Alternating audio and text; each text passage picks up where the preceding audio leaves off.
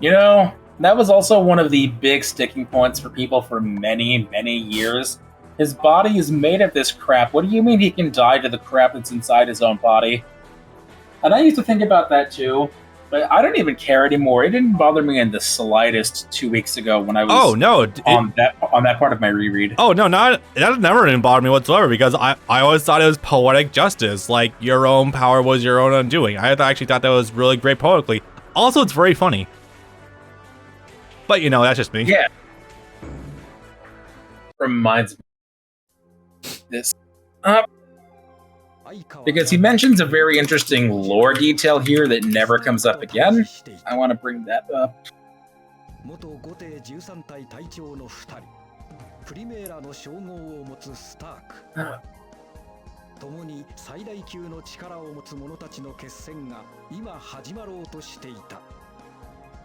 Wiki, not a Reddit. Are you kidding me? God dodge the Reddit links. All right, so while Brandon's searching, right now we're actually briefly cutting back to the Stark fight. It is disappointing that we are not getting the actual proper release form of Stark in this game, but, well, it is an ultimate, obviously. But I will say, I've always been more of a fan of the default form. It also just screams Keith Silverstein if I've ever seen it before, if I'm being completely honest here. Yes, this is one of the times where I'd say it's actually good that he's doing things when he's not taking every role at once. Yeah.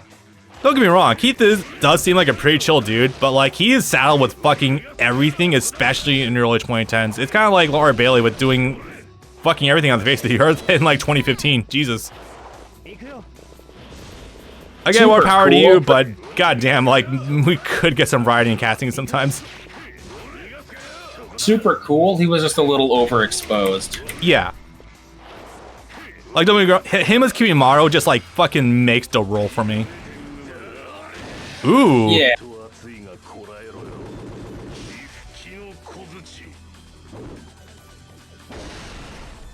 Oh god, he used a very funny word for it. Senescencia. Huh. Or senescence for through death by aging. Was that the power of his? Was that the name of his ability or something? No, that was technically yes. That was his aspect of death.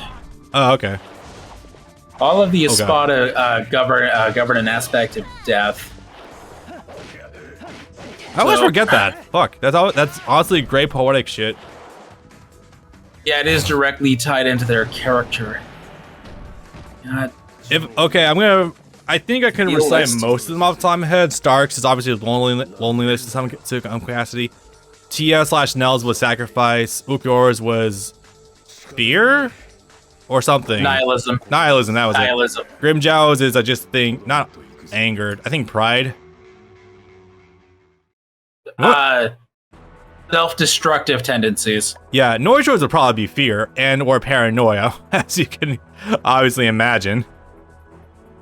This CBR article is the only one giving me an actual proper list readout. Oh my god. Says terror in the face of despair. But his despair was referring to his inability to overcome his individual weaknesses. Okay. Just going up the list. Number 9, Arneo, obviously gluttony. That's obvious. You jumped from 5 to 9. I know. I'm listing the ones I know offhand. Okay. 8, that would probably be Zomari. His is love, I think. 7, is 7? No. Oh wait, no. Yeah, you're right. 8. Fuck. Is 8 Arneo or is 9? No, I'm getting it backwards. 9 is Arneo. I don't remember who 7 and 8s are. 8 is Zael. 7 is Zomari. Okay, yeah, Zomari's is love. I don't know what. Fuck, I don't know what Zael's would be. Knowledge? Helpful. Give me a sec. Okay. While I was googling it, we actually conclude this actual final battle now with Stark, at least from what it looks like. I'm sorry, a wiki would be very helpful. That was the CBR article. So that thumbnail for the battle does actually give me some bit of relief a little bit. We might actually be able to activate his true Shikai ability once, maybe during his battle, because it's not always wind abilities. There are actually details to his Shikai, believe it or not, guys. We are to tell. Never wind. Zyle's was madness. That would add up. And according to this wiki, Jesus fucking Christ, the theme song that Kubo chose for Xylopero Grants was "Rape Me" by Nirvana on their album In Utero. Oh my god, really? I didn't know that was a thing. I didn't know. Yeah, that adds up. You didn't know about the song, or you didn't know about that song being chosen? I didn't know that was a song. Oh yeah, it is. The lyrics literally go, "Rape me, my friend." It's on a it's on a radio line. You've probably heard before. Okay, no, if that's what it is, then yeah, I definitely know that song. Yeah, it's back in Arizona, 97.9 KPD plays every once in a while. Not often, but yeah. Yeah. Come on. Okay, so yeah, I'm gonna go through them in full. Ooh, I'm gonna keep that in mind. So, going through them up the list from top to bottom, Coyote Starks is loneliness / isolation, being unable to be in contact with others without destroying them or destroying yourself. God, that's mean. This is fucking cool. Wait, what the hell is back circle do? No, okay, that's not it. I just entered some strange dance with Kyoriko. I'm trying to find out how I did it. He has a thing that leads into one of 3 different counters. I think it's back or down X. Yeah, also forward circle seemed, or no, not forward circle, was it down circle? Nope, that was it. There was some move I did this now that actually just put out fucking tornado, and I could R cancel it, and that just seemed really good. Confusion. Oh, that's them trying to implement the Shadow games. Oh. Is by activating status effects like Confusion. And Confusion inverts your buttons. Kabuto, that you? Yep. What?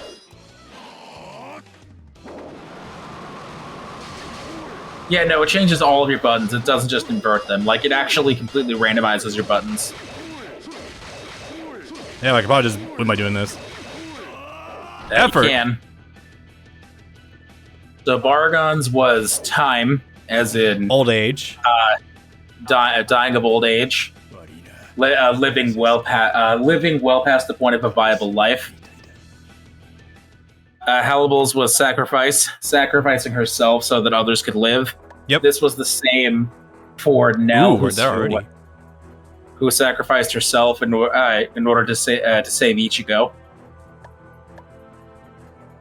There's Ulquiorra's nihilism, which is to say, living so devoid of emotion and of hope that if something were about to kill you, you wouldn't have the sense to try to defend yourself. Yeah. No sense of self-preservation.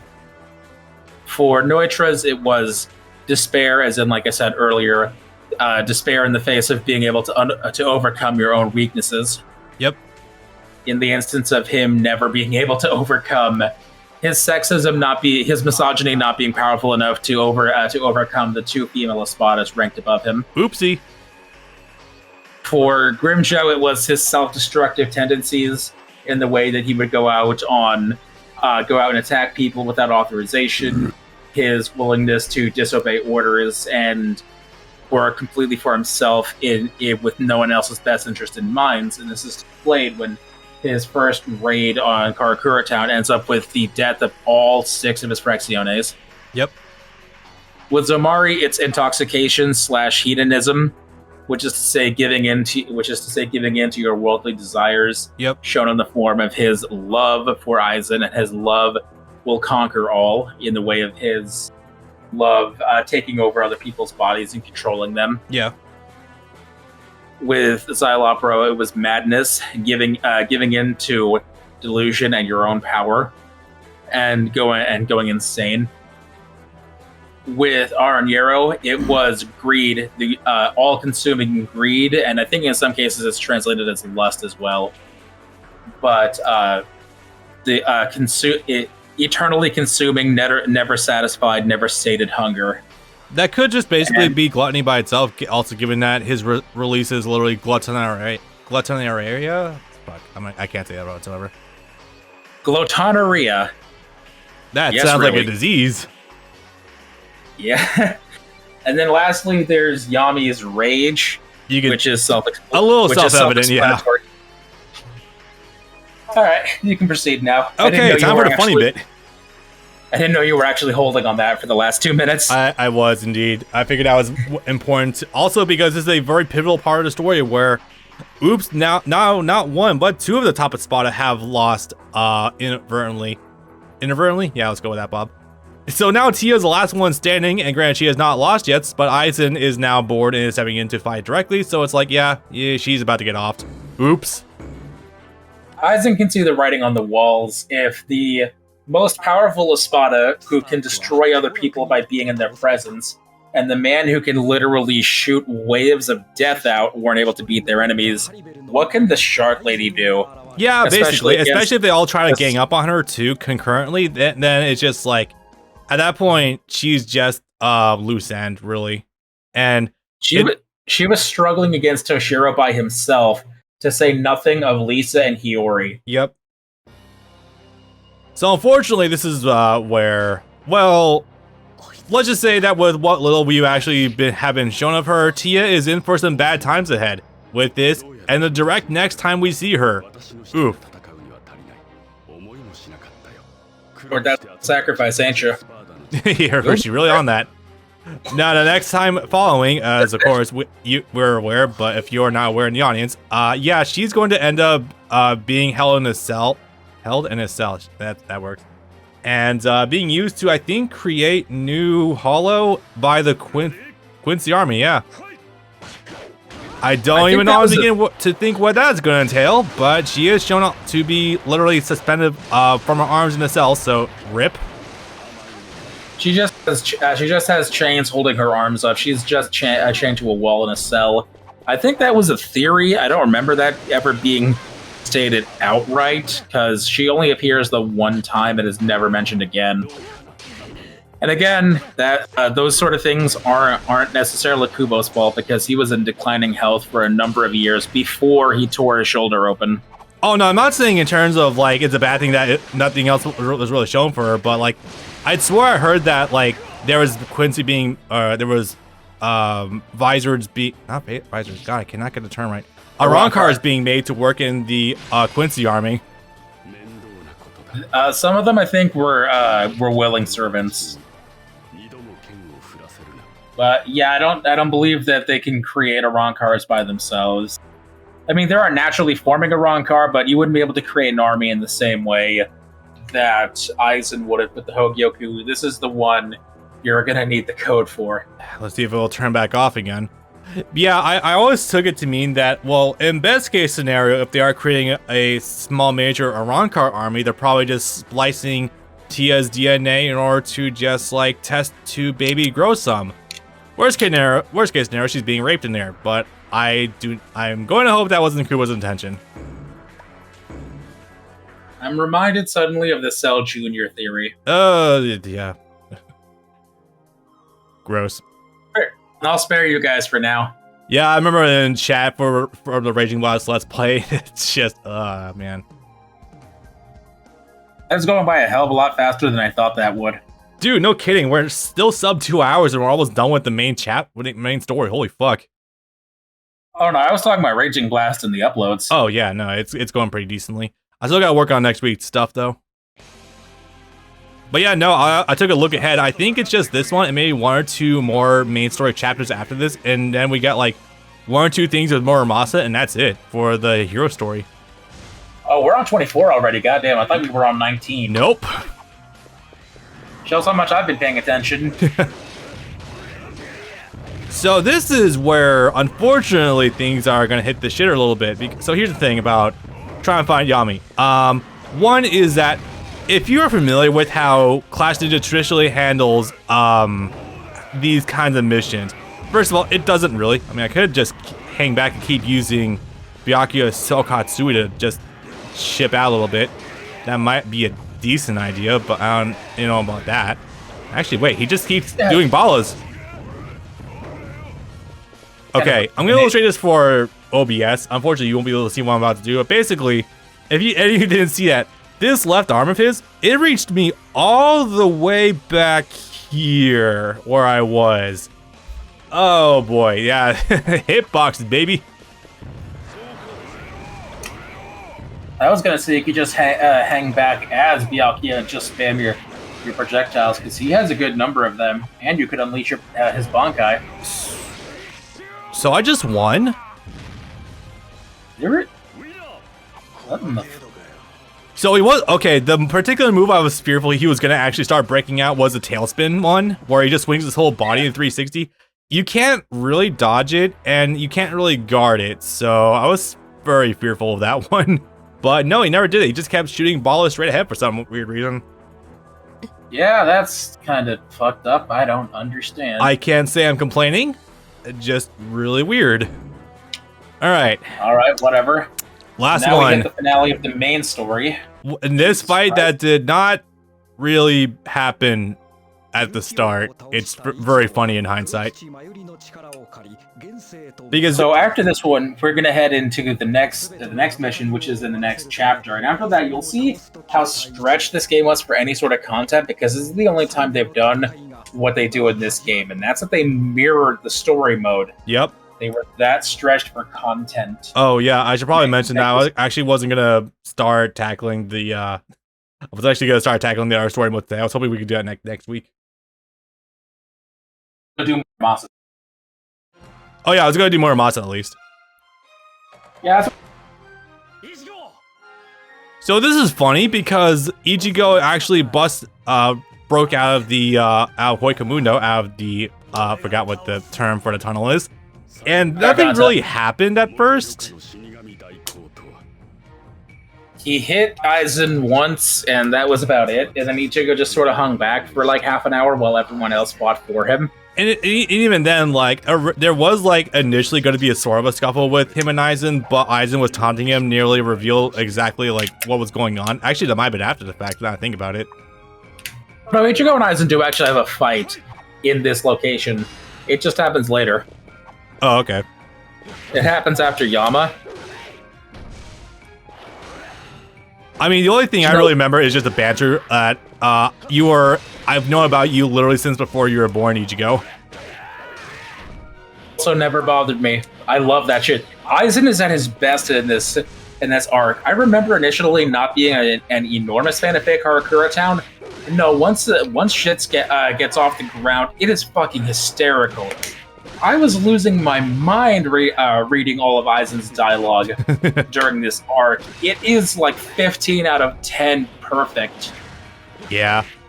It's really one of those things where, like, it's more in the power of hindsight that you really begin to appreciate these things way more, especially given that I think the strength of Karakura Town really wasn't more so in the weekly releases, more so in the grand picture, because week releases, oh god, this series was a fucking nightmare to get through sometimes.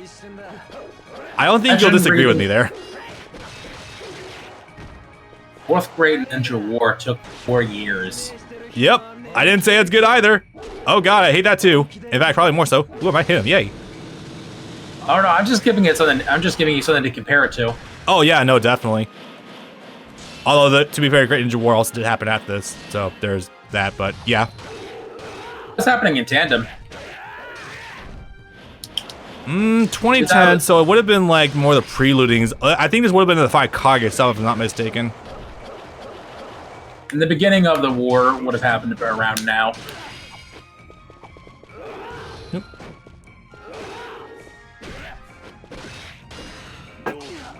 You should go like twice so far, or like more like four or 5 times. But even still, and you beat him with a regular just jab. So how are we gonna end off this story? It's actually been a literal eternity since I saw us do this game originally. So what is this gonna be like? It has been 7 years. And okay, nothing happened. All right, go. Ta-da.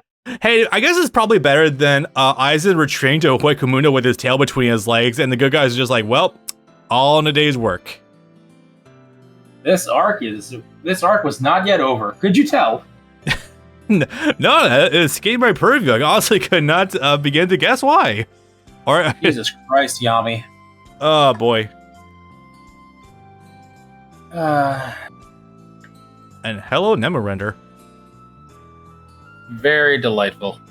Yeah, so obviously I'm not going to give anything closing thoughts yet because obviously we still have a whole 3, well, 4 actually. We got 4 stories to go through. We are 40%. We are 48% of the way done. Yeah, roughly. So obviously we still got to do the mirror side of this, which is going to take me a lot quicker because there's no story given there. The bit with Muramasa, probably reverse Muramasa, if I'm not mistaken. Yep. They probably would do that. And if we can show it, I'll boot us up on the other emulator, Hellverse. I'm looking forward to that one. Yeah, we have to make sure that shows up too. Oh yeah. So no, we're not done by a stretch of imagination. So I'm gonna let this roll out. But yeah, it's a very good time to be a Bleach fan right now. Holy shit. We have yet to talk about the fact that Kubo sort of let slip that there's a video game coming. Yeah. A console video game. We have no idea what it is, but a game is coming. I have loosely begun writing a beginner's guide to Heat the Soul. On the remote off chance it might be a new Heat the Soul. I kind of doubt it. At this point, I'm thinking it might be either a new fighter from CyberConnect 2, given that they're kind of done with Storm, or it might be like a new general action game. A new fighting game would be great, don't get me wrong, but I don't know where it's going to go. It's hard to really gauge. I'm split 3 ways.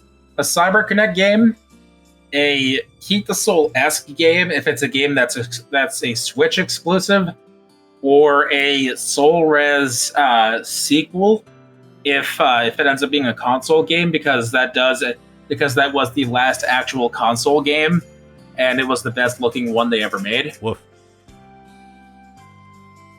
So take your pick, I guess. Yeah, pretty much. It's ironic given how much people have been clamoring for it for years to get a CyberConnect 2 Bleach Storm game. And I'm only really saying that because I'm actually more okay with that than a Bleach Fighters game. Because while I wouldn't mind CyberConnect, while I wouldn't necessarily mind Arc System Works getting their hands on it, it's like, I don't know. I don't want another competitive fighter to learn right now. I'm already torn between like 5 different games right now. It's rough. Listen, I'm a big believer in Kubo lifting a lot of his designs sent straight from the original Guilty Gear. It's great, but we don't need an actual Guilty Gear Bleach game. Because a lot of early Bleach designs are straight up Guilty Gear. Yeah, I won't deny that. Yeah, you can definitely get that sense. And that's a good thing, mind you. Kubo also wore his music on his sleeves. Oh, definitely, yeah.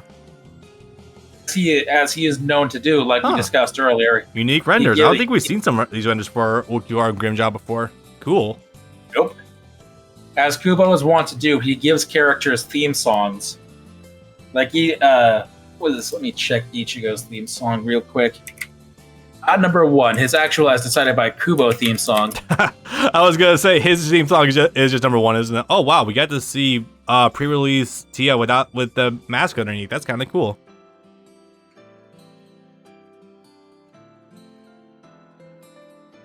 You 3. One of them becomes a bug. One of them turns into a butterfly.